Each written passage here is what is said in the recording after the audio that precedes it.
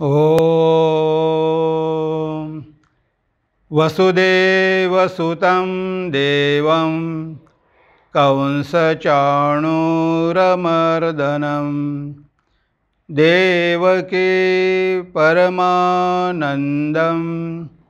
कृष्णं वन्दे जगद्गुरुं कृष्णं वन्दे जगद्गुरुं। मित्रांनो नमस्कार। श्रावण मास व्याख्यानमालेमध्ये आपलं सगळ्यांचं स्वागत आहे। श्रावण मास व्याख्यानमालेमध्ये आपण सुलभ गीता रसामृत या विषयावर चिंतन करत आहोत आणि आजचं आपलं 5वं प्रवचन आहे। आज आपण कर्मयोगावरती चिंतन करणार आहोत। कर्मयोग तसा मोठाच आहे आणि फार महत्त्वाचा पण आहे, त्यामुळे एका प्रवचनामध्ये आपल्याला काही संपूर्णपणे कर्मयोग कव्हर करता येणार नाही। तेव्हा आपण 2 भागामध्ये प्रयत्न करूया कर्मयोगावरती चिंतन करायचं। आज आपण करूया आणि उद्या पण कर्मयोगावरतीच आपण चिंतन करूया।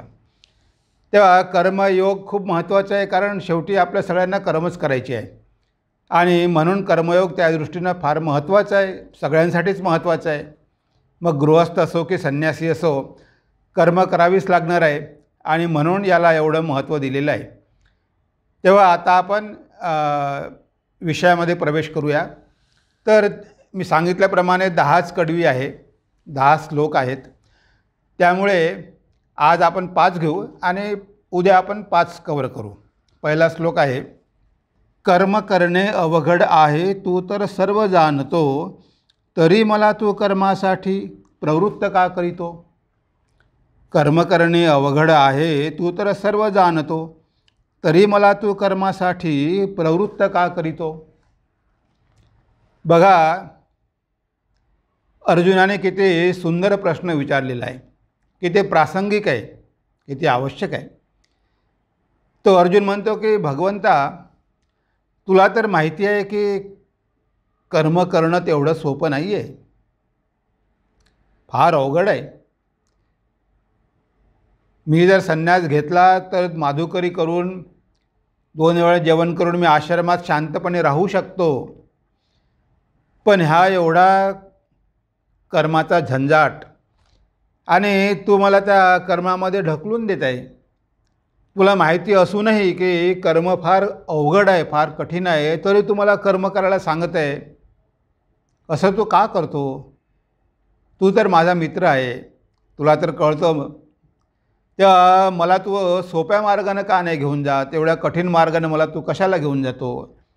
कशाला मला युद्ध करायला प्रवृत्त करतो? आणि कशाला हा एवढा मोठा संघर्ष की ज्यामध्ये मनाची शांती ठेवणं फार कठीण जाते, आणि तरी तू मला म्हणतो की तू युद्धच कर? मला काही कळत नाही बा। आणि तरी मला तू कर्मासाठी प्रवृत्त का करीतो। आता इथे बघा, कर्म करणे अवघड आहे, कर्म करणे अवघड आहे असा अर्जुनाने प्रश्न विचारला आहे की अवघड आहे आणि तरी तू मला कर्मच कर म्हणतो का? तू असं म्हणतो, मला तू का प्रवृत्त करतो? मित्रांनो, कर्म करणं फार अवघड आहे, कारण कर्म म्हटलं की संघर्ष आलाच। संघर्षाशिवाय कर्म होऊ शकत नाही। जो मनुष्य शांत बसून राहतो, काहीच करत नाही, त्याच्या जीवनामध्ये संघर्षही नसतात, त्याच्या जीवनामध्ये आव्हानही नसतात, पण त्या जीवनाला काही महत्त्वही नसते। तसं जीवन जगण्यात काही अर्थ पण नाही आहे। जीवनामध्ये संघर्ष पाहिजेच। म्हणून बघा, स्वामी विवेकानंदांनी रामकृष्ण मठाचा जो एम्ब्लम केला, जे बोधचिन्ह केलेलं आहे, त्यामध्ये स्वामीजींनी दाखवलेलं आहे समुद्राच्या लाटा। म्हणजे समुद्राच्या लाटा हे कर्माचं प्रतीक आहे। जे 4 योग सांगितलेले आहे त्यामध्ये कर्मयोगाचं प्रतीक स्वामीजींनी समुद्राच्या लाटा घेतलेल्या आहे। म्हणजे कर्मामध्ये असं अप्स अँड डाऊन, भरती आणि ओहोटी हे नेहमीच असते। म्हणजे संघर्षाशिवाय कोणतंही कर्म होऊ शकत नाही। आणि ह्या जगाच्या भूमीवर, रणभूमीवर आपण आलेलो आहोत तेव्हा संघर्षच करायला आलेलो आहोत। संघर्षाशिवाय जीवन शक्य नाही आहे. संघर्ष प्रत्येकालाच करावा लागणार आहे. तेव्हा इथे कर्म करणं जरी अवघड आहे तरी भगवान कृष्ण अर्जुनाला कर्मच करायला सांगतात. का कर्म करायला सांगतात? आपण कर्म का केली पाहिजे? कारण बघा की कर्म एक असं माध्यम आहे की ज्या माध्यमातून आपण आपलं स्वतःचं निरीक्षण परीक्षण करू शकतो. हा कर्म म्हणजे जणू काही आरसा आहे. म्हणजे आरशामध्ये तुम्ही तुमचा चेहरा बघू शकता, तसंच या कर्मरूपी आरशामध्ये तुम्ही तुमच्या मनाचा चेहरा बघू शकता. तुमचं मन कुठे आहे, तुमचं मन कसं आहे, हे तुम्हाला कर्माच्या माध्यमातूनच कळतं. कारण कर्म म्हटलं की तुम्हाला इतरांशी व्यवहार करावा लागतो, लोकांशी मिसळावं लागतं, समाजात राहावं लागतं. तेव्हा तुमच्या सगळ्या ॲक्शन रिॲक्शन जे तुमच्या मनामधले विकार गेले की आहे हे तुम्हाला बरोबर कळतं. जर तुम्ही कर्म केलंच नाही तर तुम्हाला कळणार कसं की तुमचं मन पवित्र झालं की नाही? ते कळायला काही मार्ग नाही. महाभारतामध्ये एक छान सुंदर गोष्ट सांगितली आहे. असाच एक योगी, त्याला वाटतं की काय ह्या कर्माच्या भानगडीत पडायचं, दिलं सगळं सोडून गेला हिमालयात आणि बसला तपस्या करत. एका झाडाखाली बसून अनेक वर्ष तपस्या केली आणि त्याला थोडी सिद्धी पण मिळाली. एक दिवस तो झाडाखाली ध्यान करत बसलेला आहे. त्या झाडावरती एका फांदीवर कावळा येऊन बसला. तो कावळा येऊन बसल्याबरोबर त्या झाडाची 2-3 सुकलेली पानं याच्या डोक्यावर पडली. आता ते डोक्यावर पानं पडल्यामुळे याचं ध्यान थोडं डिस्टर्ब झालं. याला खूप राग आला. यानं असं त्या कावळ्याकडे वर बघितलं आणि बघितल्याबरोबर तो कावळा भस्मसात होऊन गेला. आणि ह्या योग्याला वाटलं की बापरे, किती मोठी शक्ती मी प्राप्त केलेली आहे. त्या कावळ्याकडे बघितल्याबरोबर तो कावळा एकदम जळून खाक झाला. अहंकार वाढला. मग आपलं ध्यान सोडून दिलं, आला गावामध्ये आला. एका घरासमोर जाऊन भिक्षा मागतो. माते भिक्षाम देही भिक्षाम देही भिक्षाम देही. 5 मिनटं झाले कोणी येत नाही, 10 मिनटं झाले, 15 मिनटं झाले कोणी येत नाही. याला इकडे राग येत आहे की अरे 15 मिनटं मला उभं ठेवलं इथे दाराशी. शेवटी ती माता आली आणि हा क्रोधायमान झालेला, इतक्या वेळ मी उभा आहे, असं कसं तुम्हाला कळत नाही, मला उभं ठेवलं इथे साधूला. ती गृहिणी मात्र एकदम शांत होती. ती म्हणते की योगी महाराज, समजू नका की मी तो कावळा आहे आणि तुम्ही मला भस्मसात करू शकाल. मी काही तो कावळा नाही की तुम्ही मला जाळून भस्म करू शकणार आहे. आता मात्र या योग्याला आश्चर्य वाटलं. अरे ह्या बाईला इथे माहिती कसं झालं? मी तिकडे त्या कावळ्याला भस्म केलं आणि या बाईला इथे कसं कळलं? तो म्हणतो की माताजी, तुम्हाला हे कळलं कसं की मी त्या कावळ्याला जाळलं? म्हणे बेटा बघ, मी म्हणे माझ्या आजारी पतीची सेवा करत होती आणि ती सेवा सोडून मी कशी काय येऊ? मी ती सेवा पूर्ण केली आणि नंतर मी माझ्या पतिदेवांना प्रणाम केला आणि मग तुम्हाला भिक्षा द्यायला आले. कारण म्हणे माझे पतिदेवच मला देवासमान आहे. कारण मी गृहिणी आहे, मला माझ्या घरच्या लोकांची सेवा करायची आणि तीच माझी पूजा आहे, तेच माझं कर्म आहे, तीच माझी साधना आहे, तेच माझं ध्यान आहे. आणि हे असं करून म्हणे मला हे सगळं प्राप्त झालं. मी ओळखू शकले तुम्ही तिथे काय केलं ते. आता मात्र हा योगी पूर्णपणे चाटच झाला. अरे म्हणे या बाईला घरची म्हणजे कामं करून, कर्तव्यबुद्धीनं कामं करून मला जे मिळालं नाही त्यापेक्षा जास्त प्राप्त झालं. त्यानं माताजी मला उपदेश द्या ना. ती बाई म्हणते की मी तुम्हाला काही उपदेश देऊ शकत नाही, मी काय साधारण गृहिणी आहे, पण तुम्हाला सांगते की तिथे एक व्याध आहे, ते अमुक अमुक ठिकाणी जा, तो व्याध तुम्हाला माझ्यापेक्षा चांगला उपदेश करेल. आता ती गोष्ट अशी पुढे जाते, पण आज आपल्याकडे काही वेळ नाही, आपण पुढे जाणार नाही.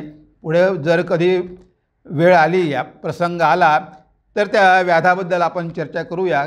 कारण ते पुस्तकच आहे व्याधगीता म्हणून, महाभारतामध्ये आहे ते. असो, तर बघा ह्या योग्याने कर्म सोडलं आणि तिथे हिमालयात जाऊन बसला. पण याच्या मनामधले काम, क्रोध, अहंकार गेले होते का? नव्हते गेले. आणि त्याला कळतही नव्हतं की आपल्यामध्ये आहे.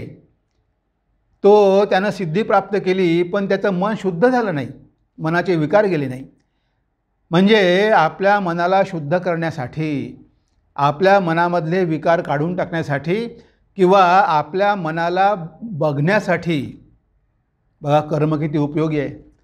म्हणजे आहे ना तो आरसा, त्या आरशामध्ये आपल्याला कळते जर कोणी आपला अपमान केला तर आपली काय प्रतिक्रिया असते. हे हिमालयात जाऊन कळणार नाही. तुम्ही इथे राहिले, काम केलं, तेव्हा तुम्हाला कळते की अरे कुणी आपला अपमान केला तर आपल्याला अजूनही राग येतो. म्हणजे आपला क्रोध अजूनही गेलेला नाही आहे. म्हणजे हे सगळे जे मनाचे विकनेसेस आहे, मनाच्या दुर्बलता आहे, ह्या कर्म केल्यामुळेच आपल्याला कळत असतात. आपण जर कर्म सोडून दिलं तर ह्या गोष्टी आपल्याला कळणारच नाही. म्हणून कर्म करणं अतिशय आवश्यक आहे. आपण कर्म केलंच पाहिजे. कर्म करणे अवघड आहे, तू तर सर्व जाणतो, तरी मला तू कर्मासाठी प्रवृत्त का करीतो. तेव्हा आपल्याला वाटतं की कर्म कशाला करायची, कारण कर्मामध्ये तर खूप झंझट आहे. त्यापेक्षा भक्ती केलेली बरी. आपल्याला वाटते भक्ती केलेली बरी, पण भक्ती काय तेवढी सोपी आहे का. आपल्याला वाटतं की भक्तिमार्ग कर्मयोगापेक्षा सोपा आहे. मंदिरात गेलं, देवासमोर प्रार्थना केली, थोडंसं ध्यान केलं, जप केलं की झालं, आपलं होऊन गेलं सगळं. पण मित्रांनो, असं नाही आहे. हे आपल्याला वाटते की भक्ती सोपी आहे, पण भक्ती पण तेवढी सोपी नाही आहे. आपल्याला वाटते तेवढी सोपी नाही आहे. आपल्याला कर्म करावंच लागणार आहे. समजा एखादा डॉक्टर आहे. आता तो डॉक्टर जर भक्त असेल आणि त्या डॉक्टरला जर आपण म्हटलं की डॉक्टर साहेब तुम्ही तर भक्त आहात आणि तुम्ही आता रेडिओलॉजिस्ट आहात, तुम्ही खूप पैसे कमावता, तेव्हा 2 तास तरी मठामध्ये येऊन सेवा द्या ना. आठवड्यातून फक्त एकच दिवस येऊन सेवा द्या. बघा ते भक्ती कुठे जाते. म्हणतो स्वामीजी मी एवढा बिझी आहे ना, मला नाही जमणार ते. आता याला पैसे कमावण्यासाठी वेळ आहे, पण इथे भगवंताची सेवा करायसाठी मग त्याला 2 तास पण देता येत नाही आणि म्हणतो मी ठाकूरांचा भक्त आहे. आता बघा, जे आपल्याला वाटते भक्ती सोपी आहे, पण सोपी आहे का. एखादा भक्त आहे मठाचा, खूप क्लोज आहे. आता समजा तो सेवानिवृत्त झाला, रिटायर झाला. त्याला म्हटलं की आता तुम्ही तर रिटायर झाले, घरी बसून काय करता, मठात येत जा, थोडं सेवा करा ठाकूरांची, तुम्ही तर भक्त आहात, मठामध्ये खूप काम पडलेलं आहे, तुम्ही काही ना काही करू शकता.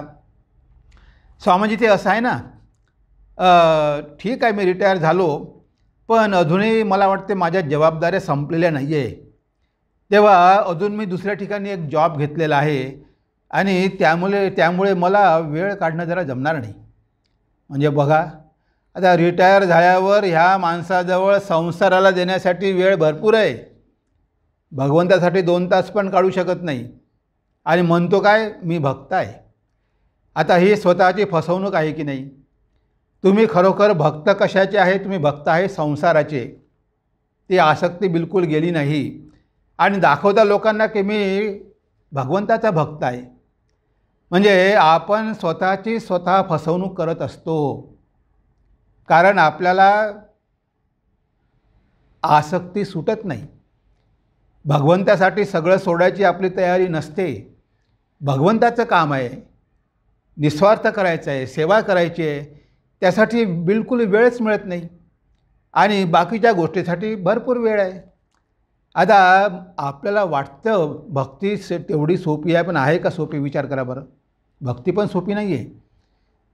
कारण इथे आपण जर खरोखरच भक्त असू तर आपला स्वार्थ कमी झाला पाहिजे, आपली आसक्ती कमी झाली पाहिजे. आता ह्या गोष्टी कमी होतच नाही आणि फक्त मशीनसारखं यंत्रवत मठामध्ये यायचं, 2 वेळा बसायचं आणि घरी जायचं आणि म्हणायचं की मी मोठा भक्त आहे, असं होत नाही.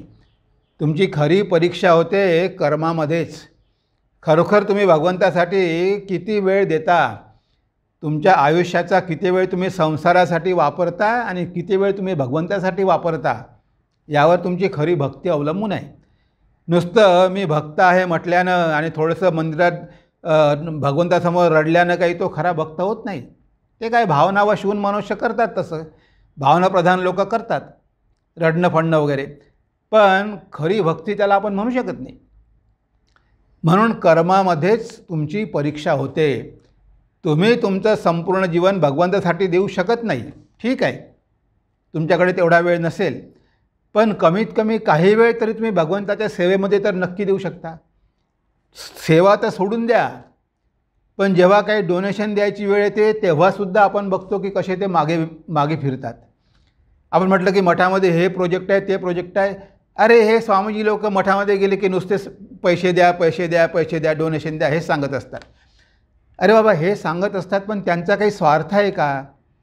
हे जे सेवाकार्य होतं हे कुणासाठी आहे? हे जगाच्या कल्याणासाठी आहे. हे स्वामीजी लोक तर काही घेऊन जाणार नाही. ते जे मागतात त्यांचे काही कुटुंब नाही, बायका पोरं नाही आहे, पण तुम्हाला बाकीच्या गोष्टीवर खर्च करायला लाख लाख रुपये आहे. तुमच्या मुलाला अमेरिकेत पाठवायचं आहे, मुलीला पाठवायचे आहे, तिथे तुम्ही लाखो रुपये खर्च करायला तयार आहात. पण मठासाठी कमीत कमी 10,000 रुपये महिन्याचे द्यायचे म्हटलं म्हणजे जीवावर येते. आणि इकडे मात्र आम्ही खूप मोठे भक्त आहोत. म्हणजे बघा, अर्जुनाचा प्रश्न किती प्रासंगिक आहे की भगवंता, तू म्हणतो कर्म कर, पण अवघड आहे, तू मला तरी मला प्रवृत्त करतो.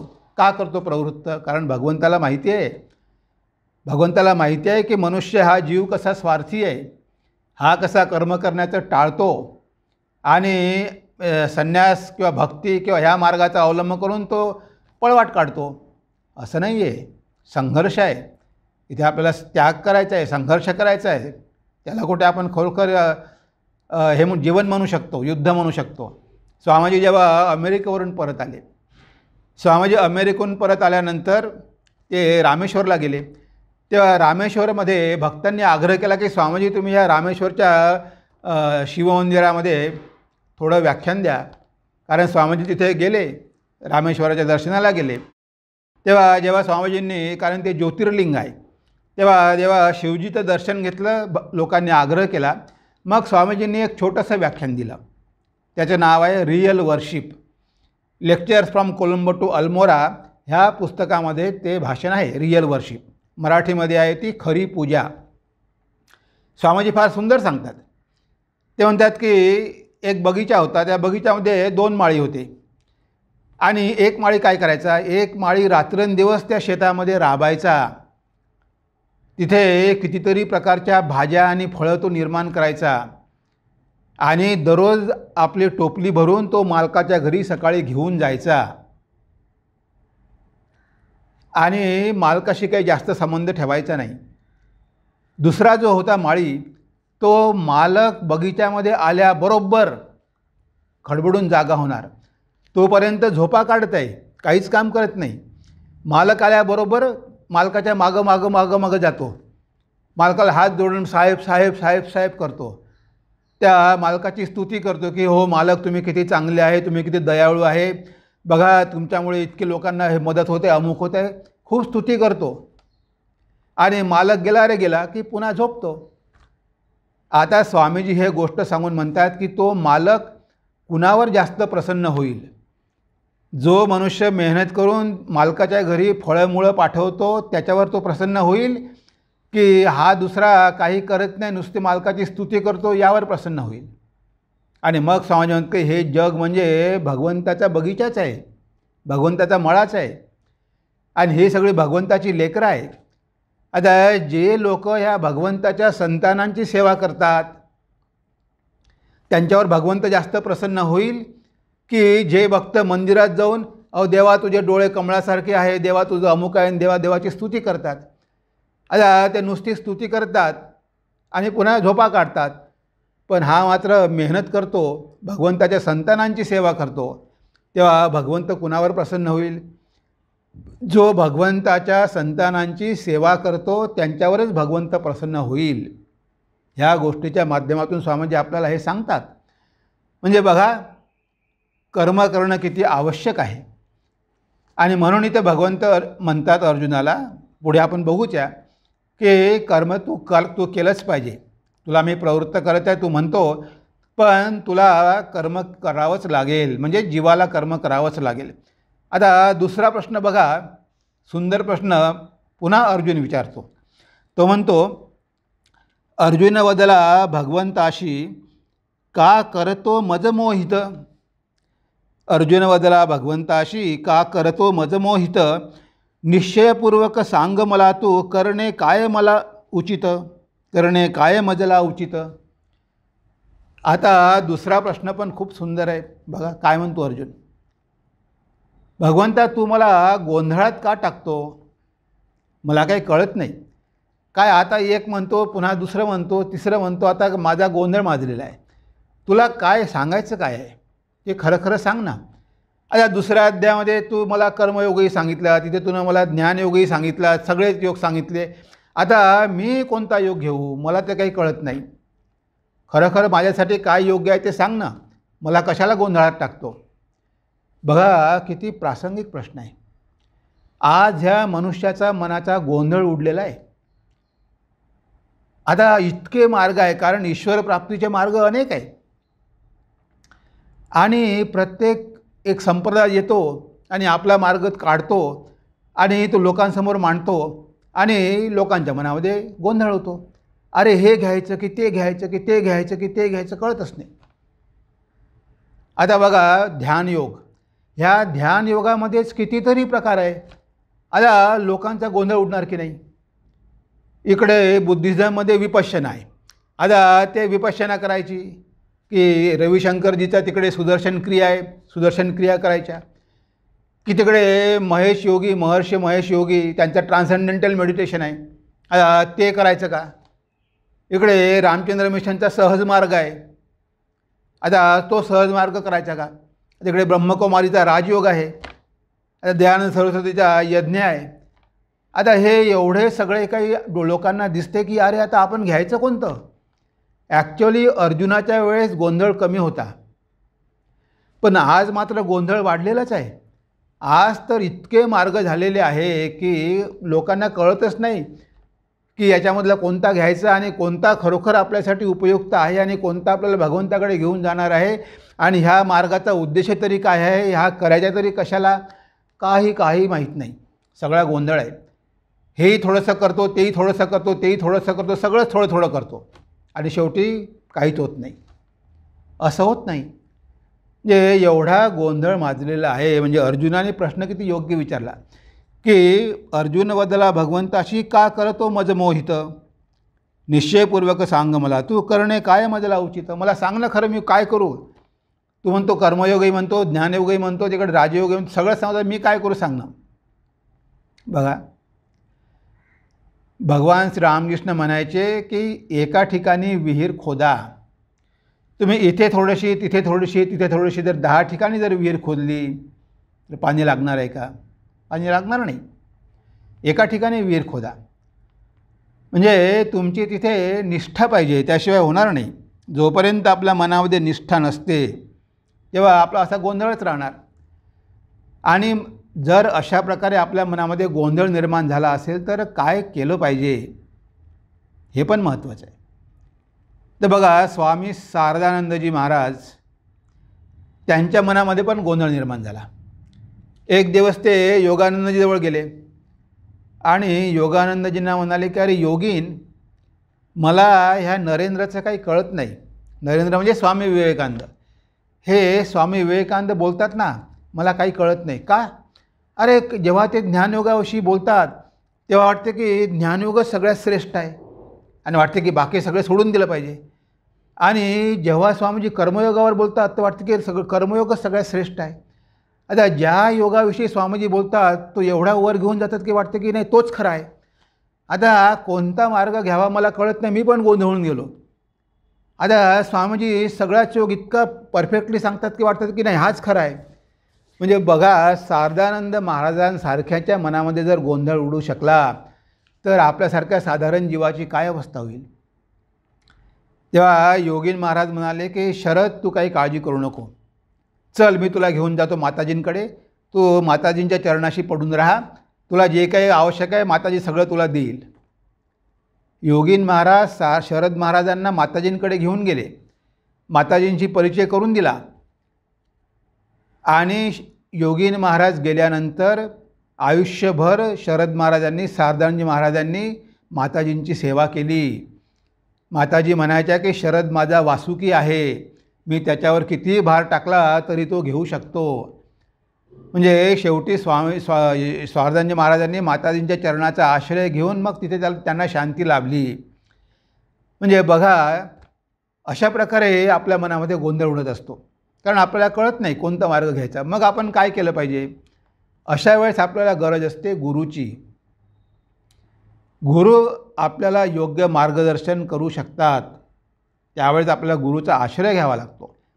कारण जेव्हा आपलं मन गोंधळलेलं असते, आपण निर्णय घेऊ शकत नाही. आता बघा, अर्जुन हा निर्णय घेऊ शकत नाही. आता भगवान कृष्णावरती सोपवून दिलं की आता तुम्ही मला जो मार्ग सांगणार तो मार्ग मी घेणार, मला तर काही कळत नाही, आता सगळं काही तुमच्या हाती आहे. बघा, गुरुवरती पूर्ण भार सोपवून दिला आणि भगवंतानी भार घेतला. आणि आपण आता पुढे बघूया भगवंत काय म्हणतात. म्हणजे अर्जुनाचे दोनही प्रश्न इतके प्रासंगिक आहे की आजच्या परिस्थितीमध्ये सुद्धा ते लागू आहे. आता हे दोन प्रश्न विचारल्यानंतर आता भगवंत उत्तर देतात. हे दोन प्रश्नच आहेत. आता खरं उत्तराला सुरुवात होते. आता भगवंत म्हणतात, कर्मज्ञान हे दोनही मार्ग, कर्मज्ञान हे दोनही मार्ग हे मी पूर्वीच कथिले आहे, हे मी पूर्वीच कथिले आहे. जशी असेल ज्याची निष्ठा त्याचा तोच मार्ग आहे, त्याचा तोच मार्ग आहे. इथे भगवंत म्हणतात की कर्म आणि ज्ञान हे दोन मार्ग मी पूर्वी सांगितलेले आहे. म्हणजे तुला तर सांगितले, पण याच्यापूर्वी पण मी हे दोन मार्ग सांगितलेले आहे. आता खऱ्या अर्थानं जर आपण बघायला गेलो तर हे दोनच मार्ग आहे. कर्म आणि आपल्या शास्त्रामध्ये पण बघा, वेदामध्ये पण बघा, कर्म आणि ज्ञानच आहे. सुरुवातीला कर्मकांड आहे आणि मग शेवटी ज्ञानकांड आहे. दोनच कांड आहे, कर्मकांड आणि ज्ञानकांड. वेदामध्ये पण दोनच कांड आहे. आता कर्मामध्ये मग अजून भाग आहेत. त्याच्या कितीतरी प्रकारचे कर्म आहेत. नैमित्तिक कर्म, हे कर्म, ते कर्म, क्रियमान कर्म. तर असो, पण दोनच मार्ग आहेत. बाकीचे जे आहे उपासना वगैरे ज्या काही गोष्टी आहे, भक्ती आहे, राजयोग आहे, ते सगळे यामध्ये इन्क्लूडच आहे, ते काही वेगळे नाही आहे. आणि स्वामीजींनी त्याचे 4 भाग केले. ज्ञानयोग आणि कर्मयोग होता, त्यांनी भक्तियोग आणि राजयोग पण तिथे ॲड केला. हे भगवद्गीतेमध्ये तर आहेच, हे 4ही आहे. म्हणजे हे 4 मुख्य मार्ग आहे. आध्यात्मिक जीवनामध्ये प्रवास करण्यासाठी हे 4च मुख्य मार्ग आहे. इथे भगवान तर 2च म्हणतात, पण इथे 4 मार्ग आहे. कारण आपल्याकडे 4 फॅकल्टी आहेत. तेव्हा 4ही फॅकल्टी आपल्याला सायमल्टेनियसली डेव्हलप करायची आहे. वन सायडेड व्हायचं नाही, एकतर्फी व्हायचं नाही. म्हणून स्वामीजी 4ही योगाबद्दल बोलतात की 4ही योगांचा तुम्ही समन्वय करा. स्वामीजींनी जेव्हा ते बोधचिन्ह केलं आहे ना, त्यामध्ये बघा 4ही योगांचा फार सुंदर समन्वय केलेला आहे. तिथे वरती त्यांनी साप दाखवलेला आहे, ती कुंडलिनी शक्ती आहे, ते राजयोगाचं प्रतीक आहे. त्यामध्ये उगवता सूर्य दाखवलेला आहे, ते ज्ञानयोगाचं प्रतीक आहे. राजयोग आणि ज्ञानयोग. आणि कमळाचं फूल आहे मध्ये, ते भक्तियोगाचं प्रतीक आहे. आणि समुद्राच्या लाटा आहे, ते कर्मयोगाचं प्रतीक आहे. आणि त्याच्यामध्ये आहे हंस, तन्नो हंस प्रचोदयात. तो हंस म्हणजे आपलं खरं आत्मस्वरूप आहे. तेव्हा या 4ही योगांचा समन्वय करून आपल्याला ते आत्मस्वरूप प्रगट करायचं आहे. 4ही योगांचा का आपण समन्वय करायचा आहे? कारण आपल्याकडे 4ही फॅकल्टी भगवंतांनी दिलेले आहे. आपल्यामध्ये कर्म करण्याची शक्ती आहे, एनर्जी आहे, आपण कर्म करू शकतो. आपल्याकडे थोड्या विलपावर आहे. तेव्हा जर कर्म करण्याचं सामर्थ्य आहे, आपल्यामध्ये इच्छाशक्ती आहे, क्रियाशक्ती आहे, ज्ञानशक्ती आहे, सगळ्या शक्ती आहे, तेव्हा आपण ती क्रियाशक्ती वापरली पाहिजे. म्हणून आपण कर्मयोगाचं रहस्य माहीत करून घेतलं पाहिजे, त्यानुसार कर्म केलं पाहिजे. म्हणजे तो एक कर्मसुद्धा आपल्याला बंधनापासून मुक्त करेल. पण बुद्धियुक्तो यया पार्थ, जर बुद्धिपूर्वक ते काम केलं, बुद्धियुक्तो यया पार्थ कर्मबंध प्रहास्यसी, तर ते कर्म तुमचं बंधन तोडू शकते. अदरवाईज जर कर्म कसं करायचं हे माहिती नसेल तर ते कर्म तुम्हाला संसारात बांधू पण शकते. कर्मानुबंधिनी मनुष्य लोके, ते कर्म मनुष्याला बांधतेसुद्धा. आणि जर योगस्थ कुरुकर्माणी संगम त्यक्ता धनंजय, जर तुम्हाला त्याचं रहस्य माहिती असेल तर कर्मानुबंधिनी मनुष्य ते कर्माचे बंधन तोडू पण शकते आणि कर्माचे बंधन ते वाढवू शकते. तेव्हा इथे 2 मार्ग सांगितले आहे भगवंतानी, की 2च मार्ग आहे, कर्मयोग आणि ज्ञानयोग. आपल्याकडे इमोशन आहे, हृदय आहे, भक्ती आहे, प्रेम आहे, म्हणून भगवंतावर भक्ती करा. कार्य करण्याची क्षमता आहे म्हणून तुम्ही कर्मयोग करा. तुमच्याकडे बुद्धी भगवंताने दिलेली आहे, त्या बुद्धीचा विकास करायचा आहे, बुद्धीला डेव्हलप करायचं आहे. मग तुम्ही वेदांत वाचा, उपनिषद वाचा, विचार करा, विवेक करा, चिंतन करा, चर्चा करा, कारण तो विचाराचा मार्ग आहे. आणि तुमच्याकडे मन आहे, हे चंचल आहे, त्याला स्थिर करायचं आहे म्हणून ध्यान करा, राजयोगाचा अभ्यास करा. म्हणजे 4ही योगांचा अभ्यास करून तुमच्या 4ही फॅकल्टी डेव्हलप करा. हे स्वामीजींनी आपल्याला सांगितलं, श्री रामकृष्णाने सांगितलं आणि भगवान कृष्ण पण आपल्याला तेच सांगत आहे. तेव्हा इथे भगवान कृष्ण काय म्हणतात अर्जुनाला, की कर्मज्ञान हे 2ही मार्ग हे मी पूर्वीच कथिले आहे. जशी असेल ज्याची निष्ठा त्याचा तोच मार्ग आहे. आता मी हे 2 मार्ग पूर्वी सांगितलेले आहे अर्जुना, पण शेवटी व्यक्तीवरती अवलंबून आहे. ज्याची जशी निष्ठा असेल त्यानं तो मार्ग स्वीकारला पाहिजे. बघा, इथे आपल्याला कोणाचंही अनुसरण करायचं नाही. इथे आपण मोठी घोडचूक करतो. अरे तो तर 8 घंटे ध्यान करतो ना, मग मी पण 8 घंटे ध्यान केलं पाहिजे. अरे बाबा, तो 8 घंटे ध्यान करतो कारण त्याची तेवढी कॅपॅसिटी आहे. तू नाही बसू शकत शांत 8 घंटे एका ठिकाणी. तू 5 मिनटं बसला की तुझं मन चंचल होते. तुझा तो मार्ग होऊ शकत नाही. तुझ्यामध्ये रजोगुण आहे, तुला कर्मच करावं लागेल. त्याच्यामध्ये सत्वगुण आहे. तुम्ही दुसऱ्याचं अनुसरण करायला जाऊ नका, की तो मनुष्याचा रात्रंदिवस कामच काम करतो. काय आहे लेकाला, कशासाठी आला इथे, कामच करायचं होतं मग इथे कशाला आला, असं नाही आहे. तो कर्म करतो ना, तो कर्माच्या माध्यमातूनच त्याचं ध्येय साध्य करणार आहे. कारण त्याची ती निष्ठा आहे. त्याला माहिती आहे की मी भगवंतासाठी कर्म करतो, मी हे जीव जे आहे ते आत्मबुद्धीनं सेवा करतो. तेव्हा त्याच्यामध्ये रजोगुण आहे आणि त्याला तोच मार्ग योग्य आहे. तेव्हा तो नुसतं कर्म करतो म्हणून त्याची आपण निंदा करू शकत नाही, कारण त्याची त्यावर निष्ठा आहे. हनुमंताची बघा कशी निष्ठा होती रामावरती, की हे मी रामाचा दास आहे, हे रामाचं काम करणार आहे, मी रामाच्या कामासाठी मी नेहमी सज्ज आहे. तिथे अशी निष्ठा पाहिजे.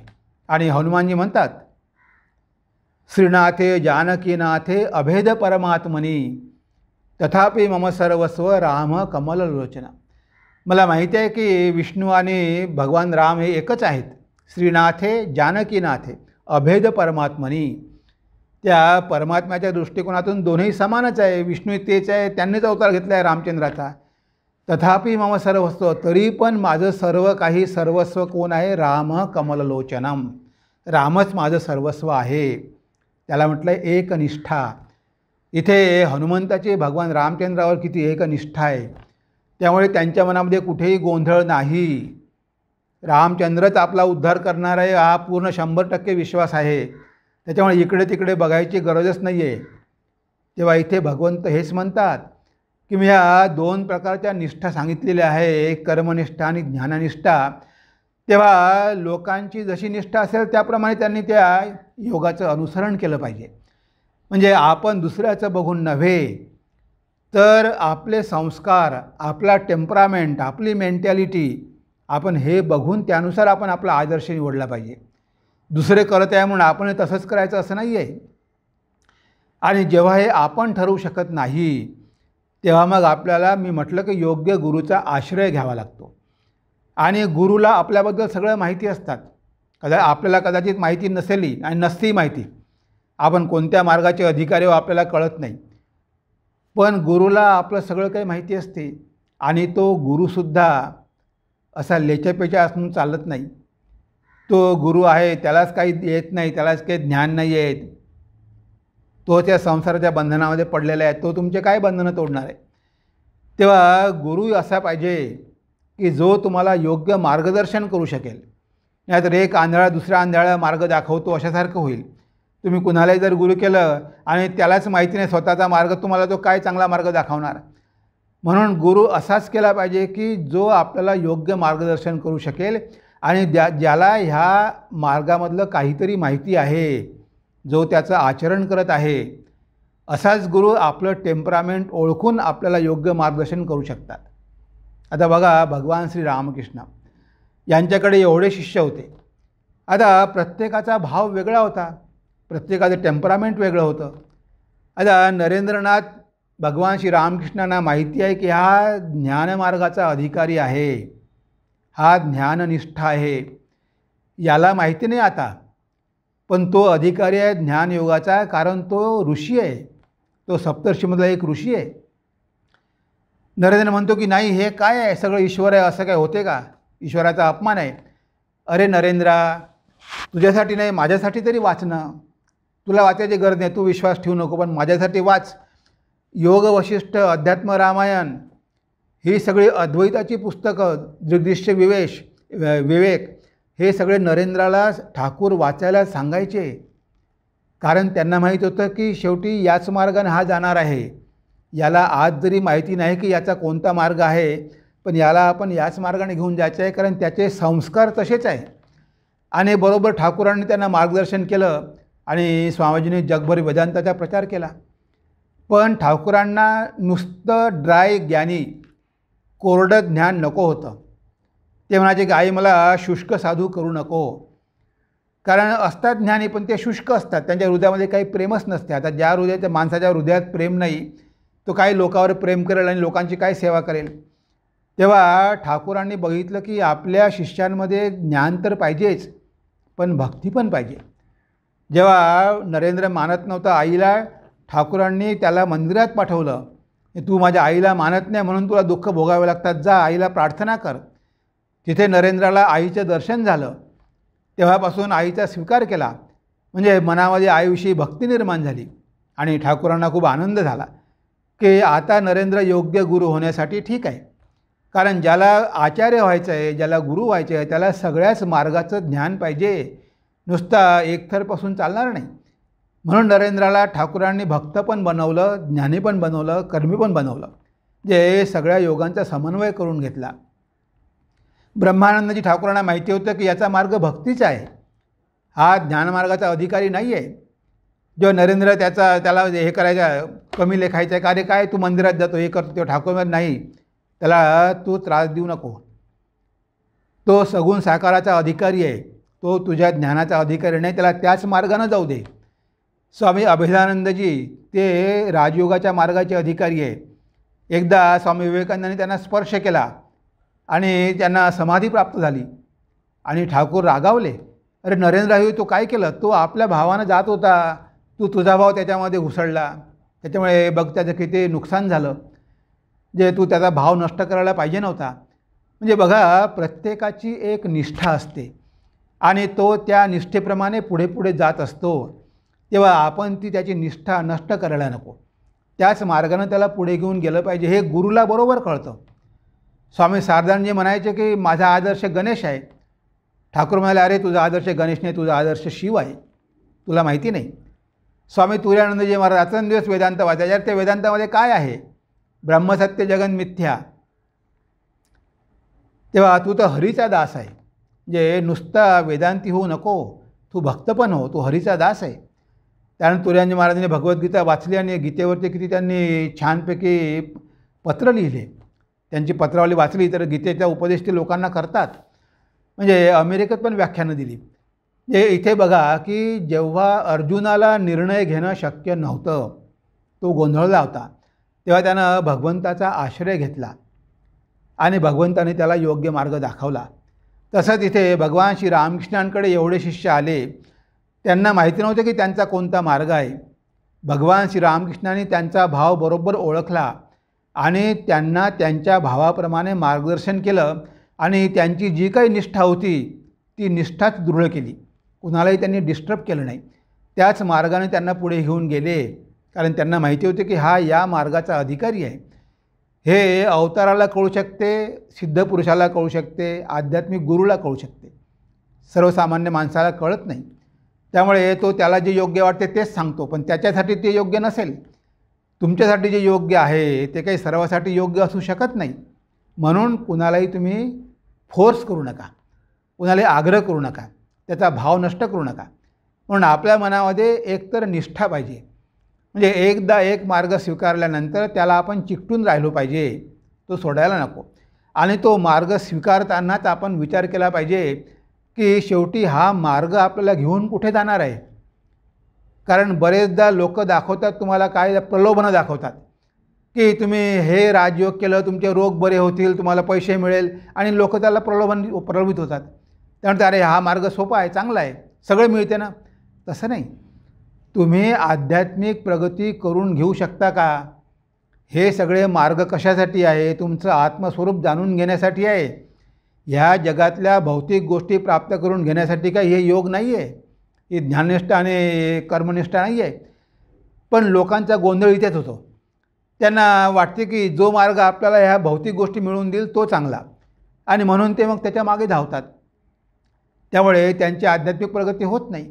काही दिवस करतात, अरे काय तिथे गेलो पण काहीच मिळालं नाही, काय उपयोग आहे, दुसरा जाऊ, तर तो काही मार्ग काही चांगला नाही, दुसरं ध्यान, पॉवरफुल ध्यान करू आपण. जे असं होत नाही. हे अशा प्रकारचा गोंधळ जर मनामध्ये असेल तर आपण काय करू शकणार आहे. म्हणून भगवंत म्हणतात, कर्मज्ञान हे दोनही मार्ग हे मी पूर्वीच कथिले आहे. जशी असेल ज्याची निष्ठा त्याचा तोच मार्ग आहे, त्याचा तोच मार्ग आहे. तेव्हा त्याच मार्गाने आपल्याला जायचं आहे. त्यानंतर पुढल्या श्लोकामध्ये काय म्हणतात भगवंत म्हणाले, ऐक अर्जुना. भगवंत म्हणाले, ऐक अर्जुना, कोणी राहू शकेन कर्माविना. बलपूर्वक कर्मास लावती प्रकृतीचे 3 गुण. बघ अर्जुना, ह्या जगामध्ये कोणीही कर्मा केल्याशिवाय राहू शकत नाही. का? कारण त्याच्यामध्ये जे 3 गुण आहेत ना, रजोगुण, तमोगुण, सत्वगुण, ते गुणच त्याला कर्म करायला प्रवृत्त करणार आहे. तो शांत बसून राहू शकत नाही. आपण बघतो आज काय होत आहे. आता जवळजवळ 1.5 वर्ष झालं कोरोनाची महामारी सुरू झाली. किती लोकांनी आपले प्राण गमावले बिचाऱ्यांनी. पण आता काय, हे आपल्या हाती काही नाही आहे, काही उपाय नाही आहे. आपण जेवढी सावधगिरी बाळगायची तेवढी बाळगलीच पाहिजे. पण बघा, लोकांना आता लॉकडाऊनमुळे घरी बसायची वेळ आली. आता घरी बसणं शक्य होत नाही. आता आमचे मठाचंच बघा की आम्ही आमचं पॉलिक्लिनिक बंद केलं, डिस्पेन्सरी. कारण तिथे कोरोनाचे पेशंट पण यायचे, आम्हाला कळायचे नाही. एक्सरेमध्ये दिसायचं त्याच्या लंग्समध्ये निमोनिया झालेला आहे. त्यामुळे मठातल्या वर्करना, साधूंना, सगळ्यांना होऊ शकतो.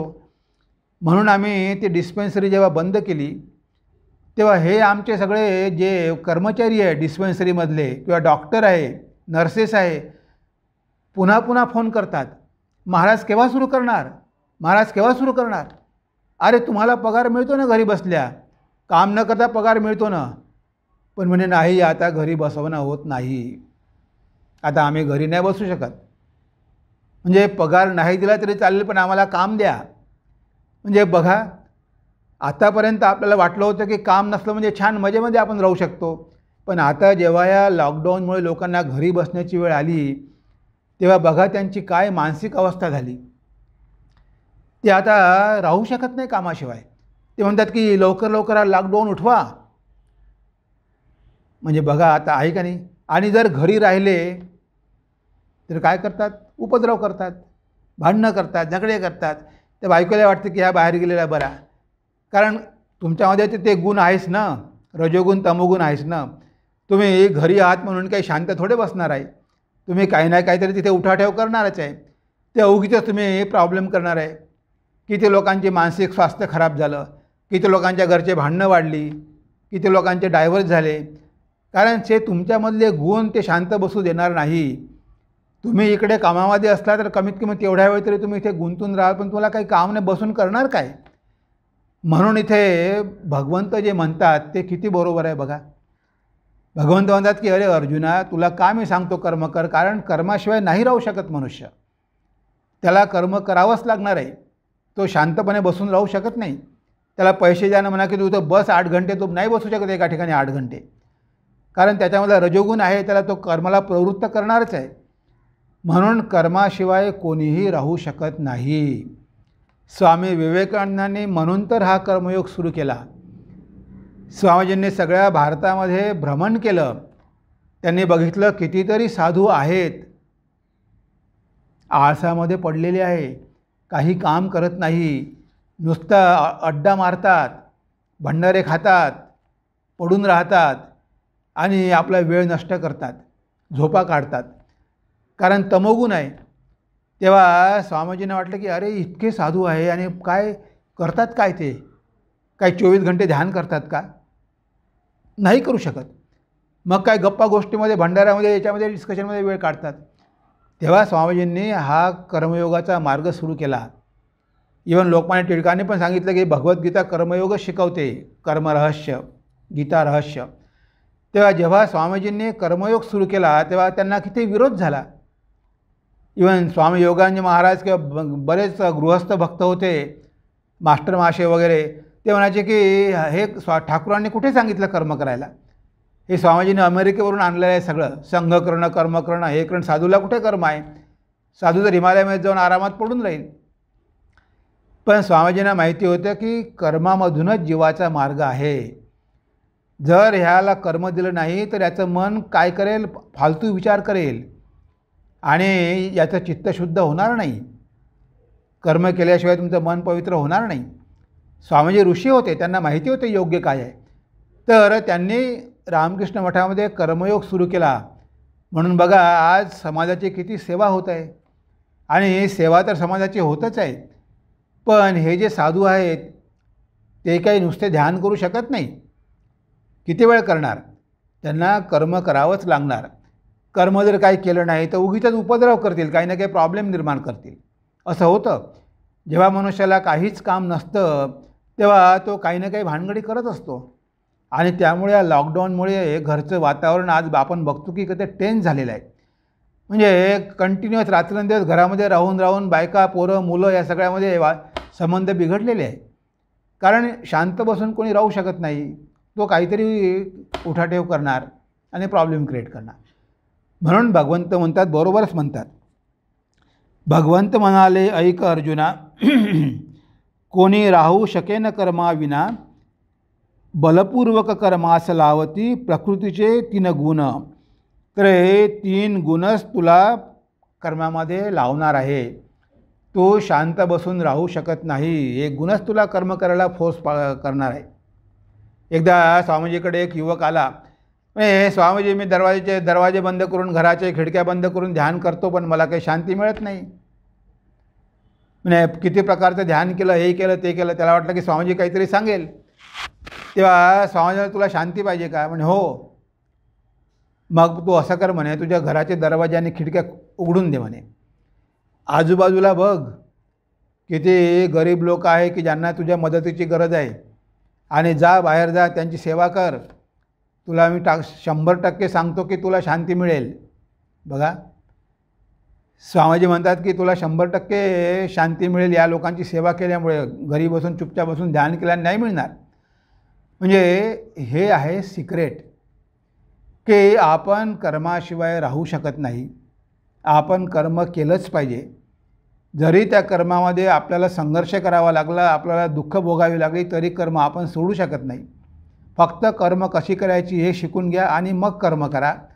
कारण आपल्यामध्ये असलेले प्रकृतीचे गुण आपल्याला कर्म करायला भाग पाडणार आहे. आपण कोणीही शांत बसू शकत नाही. इवन विचार करणंसुद्धा कर्मच आहे, बोलणंसुद्धा कर्मच आहे, श्वासोश्वास घेणंसुद्धा कर्मच आहे, आणि पोट भरायसाठी सुद्धा कर्म करावंच लागणार आहे. आपल्याला फुकट कोण पोसणार आहे? कोणी थोडं आपल्याला आयतं पोसणार आहे? कमीत कमी आपल्या आता शरीराचं रक्षण करायसाठी तरी आपल्याला काम करावंच लागेल ना. म्हणून भगवंत म्हणतात की अर्जुना, तू कर्मच कर.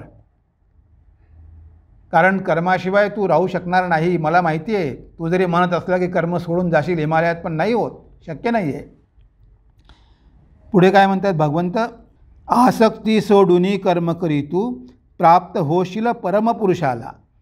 आसक्ती सोडून कर्म करी तू प्राप्त होशील परमपुरुषाला. हाच तुझा मार्ग निश्चित कृष्ण सांगतो अर्जुनाला. कृष्ण सांगतो अर्जुनाला. तेव्हा इथे डेफिनेटली सांगतात म्हणजे भगवंत इथे डेफिनेटली सांगतात की अर्जुना, तुझा हाच मार्ग आहे. आता मी तुला सांगतो, ह्या दोन निष्ठा आहे ना, ज्ञाननिष्ठा आणि कर्मनिष्ठा, तुझी कर्मनिष्ठाच आहे. तुझ्यामध्ये रजोगुणच आहे. तुला युद्धच करावं लागणार आहे. तुला तुझ्यामधला रजोगुण युद्ध करायला भागच पाडणार आहे, हे मला माहिती आहे. तू काहीही म्हण, पण मला माहिती आहे की तुझी कर्मनिष्ठा आहे. उद्धव आहे ना, उद्धव, तोही माझा शिष्य आहे, त्याची ज्ञाननिष्ठा आहे. त्या गोपी वृंदावनच्या आहे ना, त्यांची भक्तिनिष्ठा आहे. अरे सगळ्यांची निष्ठा वेगवेगळी आहे. तुझी कर्मनिष्ठा आहे, त्या उद्धवाची ज्ञाननिष्ठा आहे, त्या गोपींची भक्तिनिष्ठा आहे. तू कसं काय म्हणतो की मी कर्म करणार नाही? कारण मला माहिती आहे की तू कर्माचाच अधिकारी आहे. तू कर्मच करण्यास योग्य आहे. त्यामुळे तू कर्मच केलं पाहिजे. पण कसं कर? आसक्ती सोडून कर्म कर. हे अतिशय महत्त्वाचं आहे. कारण कर्माद्वारेच तुला पुढे जायचं आहे, पण आसक्ती सोडून कर्म कर. कारण आसक्तीच तर सगळ्या बंधनाचं कारण आहे. ही आसक्ती सोडणं फार अवघड आहे मित्रांनो. स्वामी विवेकानंद त्यांच्या एका शिष्याला म्हणाले, त्यांचे शिष्य होते स्वामी कल्याणानंदजी. त्यांना म्हणाले की हे कल्याण, तुला मी एक काम देतो, करशील का?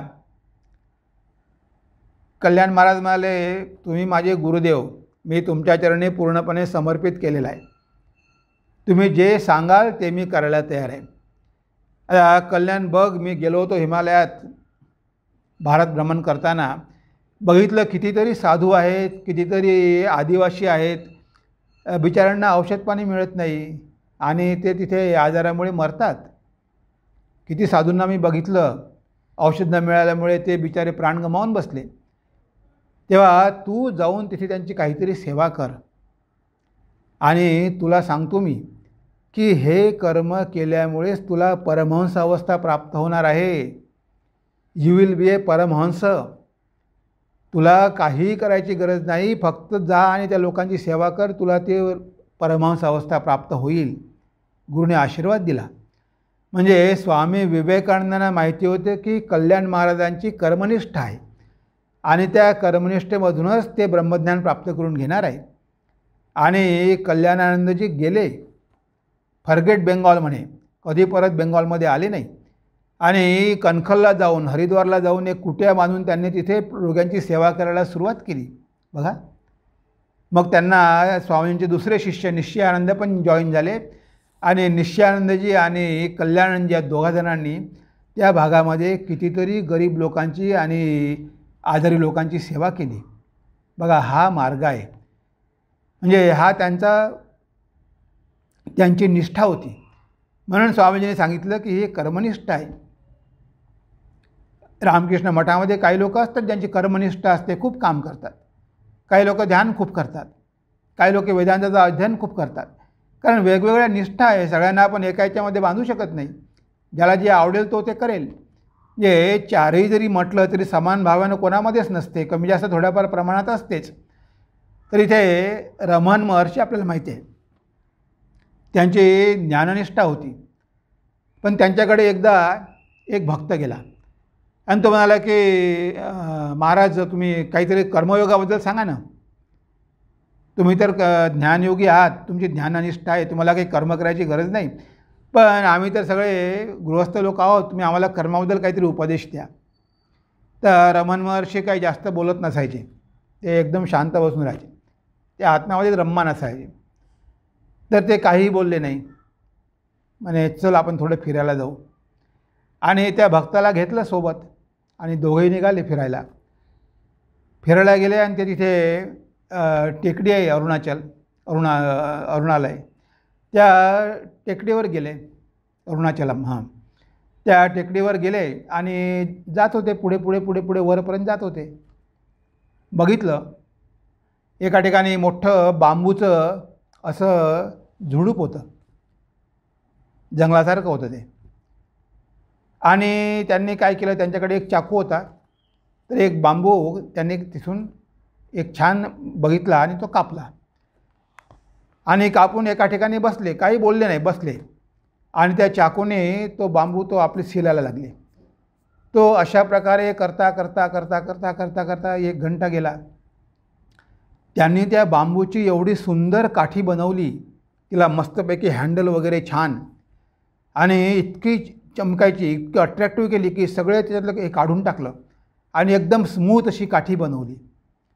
आता या भक्ताला वाटलं की बापरे, रमण महर्षींनी त्यांना चालायसाठी वॉकिंग स्टिक पाहिजे, म्हणून त्यांनी बघा किती चांगली काठी बनवली, अगदी सुंदर बनवली, हँडल वगैरे खूप छान आहे, अशी ते बनवली. आणि मग तिथे 2-3 तास त्याच्यामध्येच गेले, काही बोलले नाही आणि ते परत येत होते. चल म्हणे आता आपण परत जाऊ. तेव्हा त्यांनी बघितलं की तिथे एक मेंढपाळ होता, काहीतरी एक 5-50 त्याच्या मेंढ्या होत्या आणि तो त्या मेंढ्यांना बघत होता.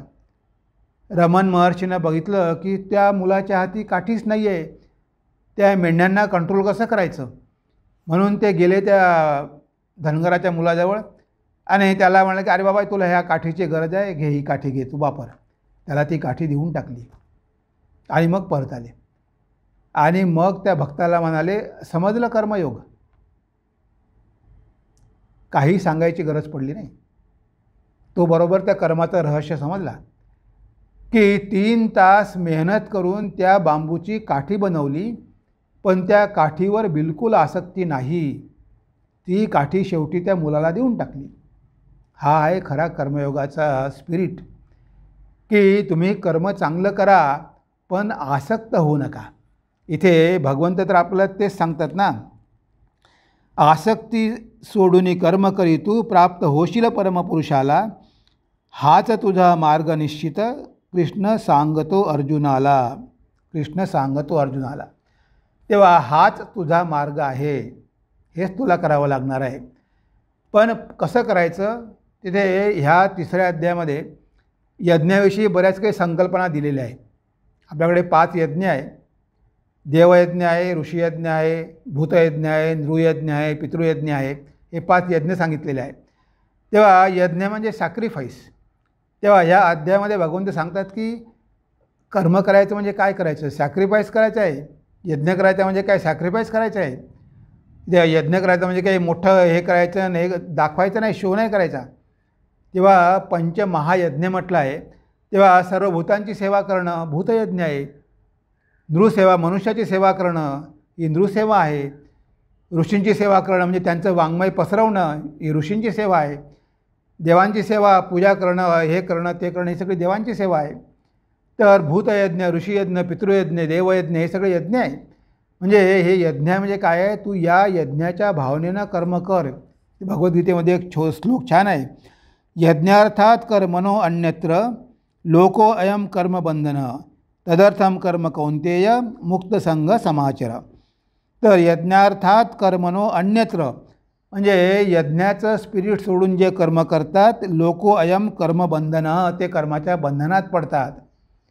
ज्या कर्मामध्ये त्याग नसतो, सॅक्रिफाईस नसतो, ते कर्म बंधनात टाकते. पण म्हणून तदर्थम कर्म कौंतेय, यज्ञासारखं कर्म कर, मग मुक्त संग असा आसक्त न होता तू यज्ञ कर. आपण जे काय करतो आहे तो यज्ञच करत आहोत, आपण ते सॅक्रिफाईसच करत आहोत. आणि महाभारतामधली एक गोष्ट आपल्याला माहिती आहे की एका ठिकाणी एक ब्राह्मण आणि त्याची बायको आणि त्याची सूनबाई, 3 जण होते. खूप दुष्काळ पडला. दुष्काळ पडला, भिक्षा मिळत नव्हती, 4 दिवस उपाशी होते.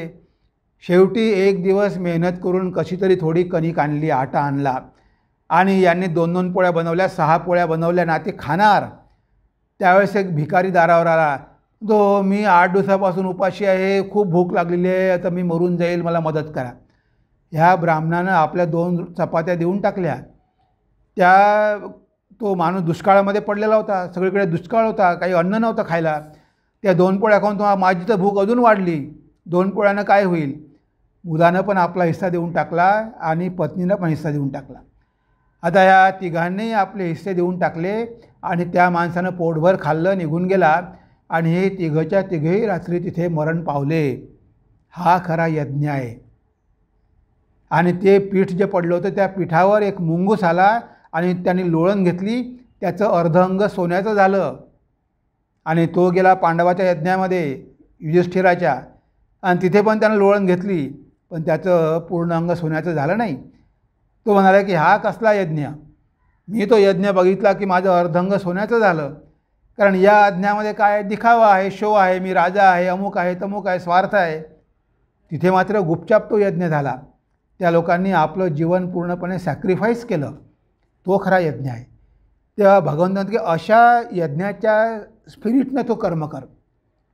असंग आसक्त न होता यज्ञाची संकल्पना मनामध्ये ठेवून की हा आपल्याला सॅक्रिफाईस करायचा आहे.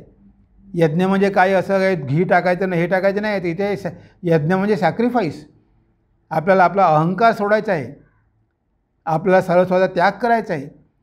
तर अशा भावनेनं आसक्त न होता यज्ञाचं स्पिरिट घेऊन तू कर्म कर, मग तू ह्या कर्माच्या बंधनातून नक्कीच मुक्त होणार, असं भगवंत इथे सांगतात. तेव्हा एकदा आपण ही कविता पुन्हा वाचून घेऊया. 5च कडवी आहे. उद्या आपण उरलेली 5 कडवी बघूया. श्रावण मास व्याख्यानमाला सुलभ गीता रसामृत 3रा अध्याय कर्मयोग. आणि आजचा आपला प्रवचन नंबर 5 आणि त्या कर्मयोगाचा आपला पहिला भाग झाला आज. उद्या आपण दुसरा भाग घेऊया. कर्म करणे अवघड आहे, तू तर सर्व जाणतो. कर्म करणे अवघड आहे, तू तर सर्व जाणतो. तरी मला तू कर्मासाठी प्रवृत्त का करीतो. अर्जुन वदला भगवंताशी, का करतो मज मोहित.